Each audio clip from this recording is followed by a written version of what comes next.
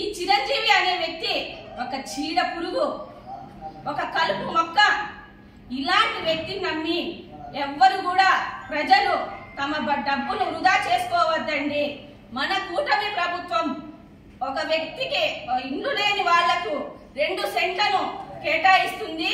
దానికి సంబంధించి కార్యాచరణ మన తాడిపత్రిలో మన ఎమ్మెల్యే సారథ్యంలో మనము సచివాలయాల ద్వారా అప్లికేషన్లు కూడా తీసుకుంటాము త్వరలోనే.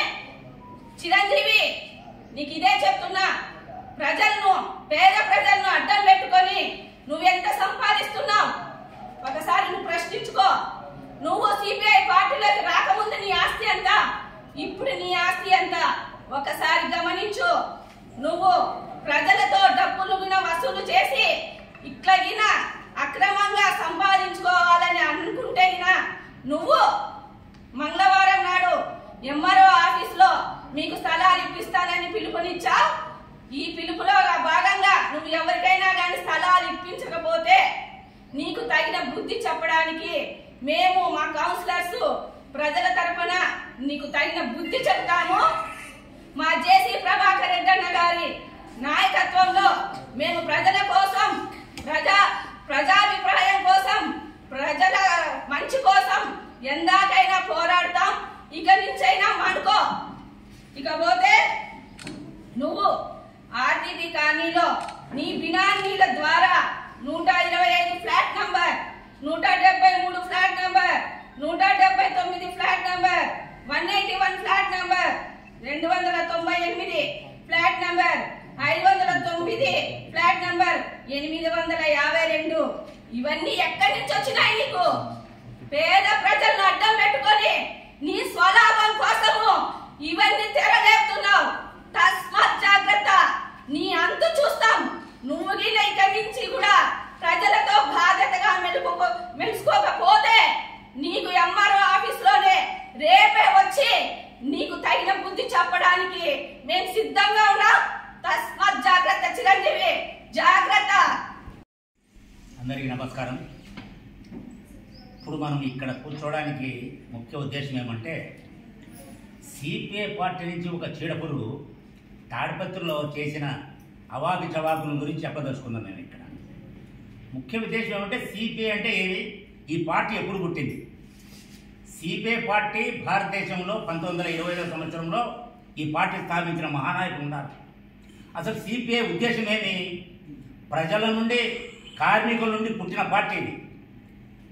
ప్రజా చైతన్యం తీసుకోవాల్సిన పార్టీ అది. ఎందుకంటే పెద్ద పెద్ద నాయకులు, వాజ్పేయి గారు కూడాను ఇదే పార్టీలో సిస్టమేటిక్ నేర్చుకొని వచ్చిన నాయకుడు ఆయన. అంటే సిపిఐ పార్టీ అంటే ఏమనేది మీకు తెలుస్తుంది. అటువంటి దాంట్లో ఇట్లాంటి చీర పురుగు చేరి ఈరోజు తాడిపత్రిలో మేము ప్లాట్లు ఇస్తున్నాం, స్థలాలు ఇస్తున్నాం అని చెప్పేసి మొదలుపెట్టాడు ఆయన. అసలు స్థలాలు ఎక్కడున్నాయి? స్థలాలు ఉన్నాయా?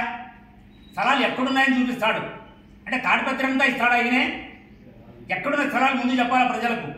అట్లా చెప్పకుండా నేను స్థలాలు ఇప్పిస్తాను రాండి అని చెప్పేసి మభ్య పెట్టాడు తప్ప. పాపం బీద వాళ్ళు ఏం చేస్తారంటే ఏదో ఇస్తారు అని చెప్పేసి పరిగెత్తున్నారు పాపం. అది మిషన్ అడ్డం పెట్టుకొని డబ్బులు వసూలు చేసుకుంటూ ఒకవైపు తను ఈ దీంట్లోంచి బయటపడడానికి మొదలుపెట్టాడు. కానీ ఒక్కటి మాత్రం చెప్పగలను, ఇక్కడ ఎంత దూరం నువ్వు మోసం చేస్తావు ప్రజలను. అంటే మీ బీనామీ పేర్లతో మీ సొంత ప్లాట్లను మీరు నిర్మించుకోవడానికే తప్ప మీ ప్రజలకు ఇవ్వడానికి కాదు. ఇది ప్రజలు మభ్యపెట్టడానికే, ప్రజలు మోసం చేయడానికే. టెంట్లు వేసుకొని ఒకసారి కూర్చొని అయ్యా మీకు ఇస్తాం రాండి. కానీ ఇది కాదు. మా ఎమ్మెల్యే గారు ఈ ప్రభుత్వం వచ్చిన తర్వాత, కూటమి ప్రభుత్వం వచ్చిన తర్వాత రూరల్ ఏరియాలో, అర్బన్ ఏరియాలో 2 సెట్లు 3 సెట్లు ఇస్తామని చెప్పేసి చెప్పడం జరిగింది. ఒకటే చెప్తున్నాను, తీర్థం అందరేస్తే తీర్థం కాదు, శంకులో పోస్తేనే తీర్థం అవుతుంది. ఎమ్మెల్యే గారు ఇస్తేనే పట్టాలకు ఒక సిస్టమ్ వస్తుంది. మా ఎమ్మెల్యే గారు ముందే చెప్తున్నారు, అయ్యా మా ప్రభుత్వం నుంచి ఖచ్చితంగా బీదవాళ్ళకి మేము పట్టా ఇస్తాము, మేము నెరవేరుస్తామని చెప్పేసి మా చైర్మన్ గారు కూడాను బీడీ కార్మికుల కోసం పట్టాలు ఇస్తామని చెప్పినారు. అది కూడా తీసుకుంటున్నాము. ఎక్కడ కూడా ఆటోనగర్లో కూడాను. సరే, ఇంత ఒకటి చెప్తున్నాను, ఆ ఊరి వేట పెద్ద బిల్డింగ్లు కట్టించినారు, అవునా? మరి ఇంతవరకు ఏం చేసినారు మీరు? 5 ఏళ్ల నుంచి ఎందుకు ఇప్పించలేకపోయినారు? బూజు పట్టినాయవి టిక్కో బిల్డింగ్లన్నీ కూడాను.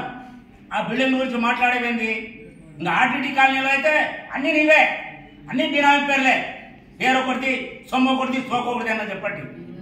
ఇదొకటి ఏమి లేదు. సిపిఐ వాళ్ళు ఏం చేస్తున్నారంటే తాడిపత్రుల్లో వాళ్ళు పేరు పెట్టడం, ప్రజల పేరు పెట్టడము, వీళ్ళు కబ్జా చేసుకోవడం.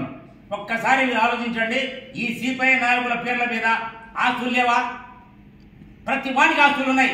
ఎక్కడ చూసినా ఇల్లు వాళ్ళవే, పట్టాలు వాళ్ళవే. మీకు కావాలంటే ఒక విషయం చెప్తాను.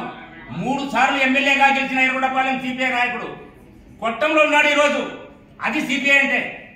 సిపిఐ నాయకుడు అంటే అది ఒరిజినల్ అన్నమాట. అది ఇక్కడున్న నాయకులు ఎక్కువ ఉంది. ఎక్కడ చూసినా వీళ్ళకే బిల్డింగ్లు, ఎక్కడ చూసినా స్థలాలు వీళ్ళకే. ఎక్కడికి పోతుంది? ప్రజలు ఎందుకు నమ్మడం లేదు వీళ్ళను? ప్రజలు నమ్మే వరకే.